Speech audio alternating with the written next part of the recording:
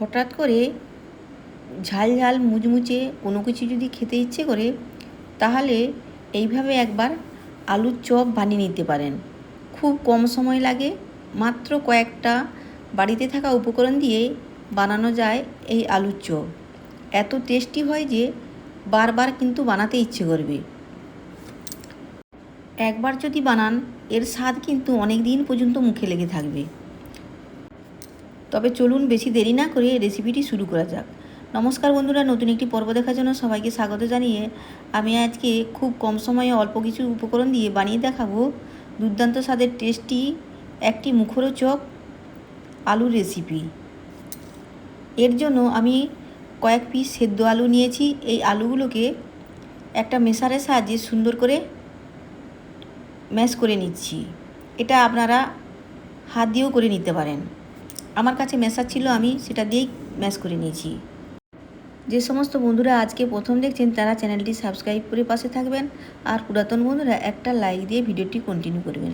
এদিকে আলুগুলো আমার ম্যাশ করা হয়ে গেছে। দিয়ে দিলাম পরিমাণ মতো লবণ, আর দিয়ে দিলাম সামান্য পরিমাণ হলুদের গুঁড়ো, আর দিয়ে দিলাম 1 চামচের মতো রসুনের কুচি, আর দিয়ে দিলাম 1/2 চামচের মতো আদার পেস্ট। এবার দিয়ে দিলাম কিছুটা পরিমাণ কুচনো কাঁচা লঙ্কা। এগুলোকে সরিয়ে রেখে একটা মশলা তৈরি করে নিয়েছি ধনিয়া, জিরা, আর কিছুটা গরম মশলা আর এলাচ। এগুলোকে শুকনোভাবে আমি ভেজে নেব। গ্যাসের মধ্যে একটা প্যান বসিয়ে দিয়েছি। প্যানটা গরম হওয়ার পরে মশলাগুলোকে দিয়ে সুন্দর করে নেড়ে চেড়ে ভেজে নিতে হবে যতক্ষণ না পর্যন্ত এখান থেকে একটা সুন্দর স্মেল বেরোচ্ছে। ওই লো টু মিডিয়াম আছে 1 থেকে 2 মিনিট ভেজে নিলেই মশলাটা তৈরি হয়ে যাবে। মশলাটা আমার এদিকে তৈরি হয়ে গেছে। এরপরে মশলাটাকে আমি একটা প্লেটে ঢেলে নিয়ে মশলাটা ঠান্ডা হওয়ার পরে সুন্দর করে একটা গুঁড়ো মশলা তৈরি করে নিচ্ছি।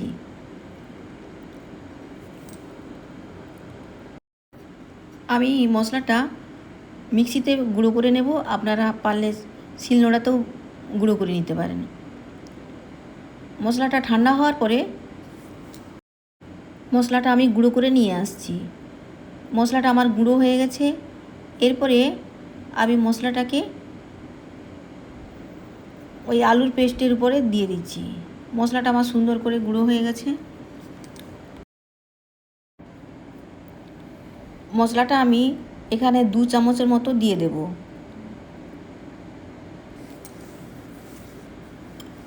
এই মশলাটা যদি দেয়া যায়, চপের টেস্টটা দুর্দান্ত স্বাদের হয়ে থাকে। দিয়ে দিলাম, এবার এতে দিয়ে দিলাম সামান্য পরিমাণ চাট মশলা আর গোটা 3 কুচনো পেঁয়াজ। এখানে একটু পেঁয়াজের পরিমাণ বেশি করেই দিতে হবে, তবে স্বাদটা দুর্দান্ত স্বাদের হয়ে থাকে। এবার সমস্ত কিছু উপকরণ দিয়ে ভালো করে হাতের সাহায্যে মাখিয়ে নিচ্ছি। সমস্ত কিছু জিনিস ভালো করে মাখিয়ে নিতে হবে। আপনারা এই মশলাগুলো একটু কষিয়ে নিলে ভালো হতো, তবে আমি কিন্তু এই মশলাগুলোকে একদম কষবো না। একবারে কাঁচা অবস্থাতে কিন্তু আমি আলু চপটা বানিয়ে নেব। এতে কিন্তু স্বাদের কোনো হেরফেরই হবে না। সুন্দর করে কিন্তু আমার আলুগুলো মাখানো হয়ে গেছে। এরপরে আমি আলু থেকে ছোট ছোট বলের আকারে শেপ দিয়ে নেব। একদম ছোট ছোট বলের আকারে শেপ দিয়ে নিচ্ছি। আপনারা আপনাদের পছন্দ মতো শেপ দিতে পারেন। এইভাবে একবার আলুর চপ বানিয়ে দেখবেন, দুর্দান্ত স্বাদের খেতে হয়ে থাকে। আর বানাতে কিন্তু খুব কম সময় লাগে। যখন হাতে সময় থাকবেন না, তখন কিন্তু খেতে যদি ইচ্ছে হয়, এভাবেই একবার আলুর চপ বানিয়ে নেবেন। সমস্ত বলগুলো আমার তৈরি হয়ে গেছে। এবার এই বলগুলোকে আমি সরিয়ে রাখব। এবারে এখানে একটা ব্যাটার আমি তৈরি করে নেব।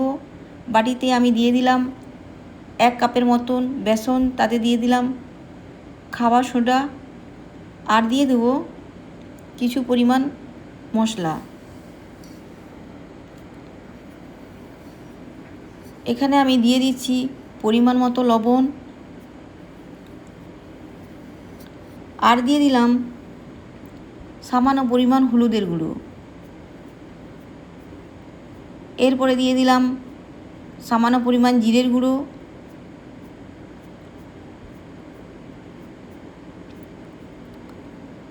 দিয়ে দিলাম কাশ্মীরি লঙ্কার গুঁড়ো, আর দিয়ে দিলাম ভাজা মশলা। এই সমস্তগুলো দিয়ে ভালো করে সমস্ত শুকনো উপকরণগুলো মিশিয়ে নিচ্ছি। আর আমি এখানে সামান্য পরিমাণ চাট মশলা দিয়েছিলাম, সেটা আমার দেখাতে ভুলে গেছি। সুন্দর করে সমস্ত শুকনো উপকরণগুলো মাখানো হয়ে গেছে। এরপরে আমি এতে দিয়ে দিলাম পরিমাণ মতো জল। জলটা কম কম করে দিতে হবে, একসঙ্গে সমস্ত জলটা দেওয়া যাবে না, তাতে ব্যাটারটা পাতলা হয়ে যেতে পারে। আর পাতলা যদি হয়ে যায় আলুর চপ বানানো খুব মুশকিল হয়ে যাবে। সুন্দর করে আমি ব্যাটারটাকে তৈরি করে নিচ্ছি। ব্যাটারের থিকনেসটা ঠিক এই রকম অবস্থায় থাকবে, এর থেকে কিন্তু খুব বেশি মোটা করা যাবে না আর খুব বেশি পাতলাও নয়। এরপরে গ্যাসের উপরে একটা কড়াই বসিয়ে দিয়েছি। কড়াইটা গরম হওয়ার পরে দিয়ে দিলাম পরিমাণ মতো সাদা তেল। আমি চপগুলো কিন্তু সাদা তেলেই ভাজবো, আপনারা সরষে তেলে ভাজতে পারেন, তবে সরষে তেলে যদি ভাজা হয় চপগুলোর টেস্ট কিন্তু দুর্দান্ত স্বাদের হয়ে থাকে। এরপরে আমি কাঁটা চামচের সাহায্যে একটা আলুর বল নিয়ে ব্যাটারের মধ্যে দিয়ে দিলাম। এবার ব্যাটারে আলুর বলটাকে চুবিয়ে নেওয়ার পরে তেলটা যখন গরম হয়ে গেছে সেই পর্যায়ে আমি গরম তেলের উপরে দিয়ে দিলাম। এইভাবে সমস্ত আলুর বলগুলোকে দিয়ে দেব। এই সময় গ্যাসের ফ্লেমটা কিন্তু খুব হাই ফ্লেমে থাকবে না, মিডিয়াম ফ্লেমেই রাখতে হবে। এতে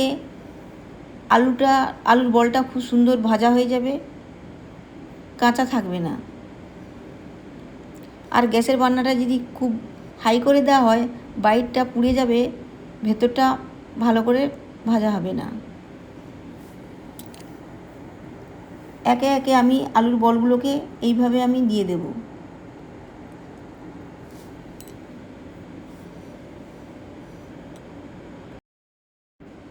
আলুর চপগুলো আমার দেয়া হয়ে গেছে। এরপরে এক পিঠ ভালো করে ভাজা হওয়ার পরে আমি আলুর চপগুলোকে উল্টে নিচ্ছি।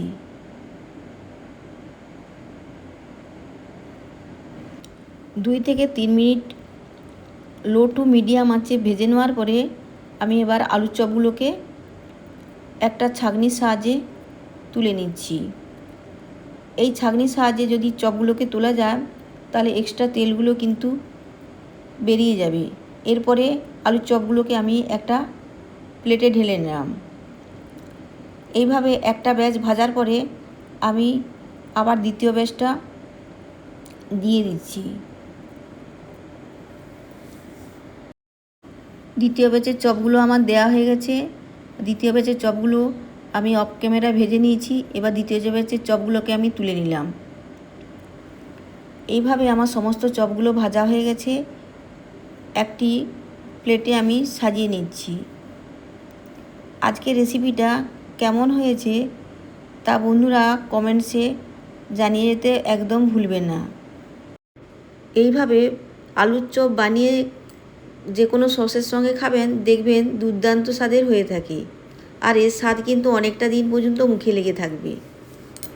ভালো থাকবেন, সুস্থ থাকবেন। দেখা হবে আবারও একটা অন্য কোনো রেসিপির সঙ্গে।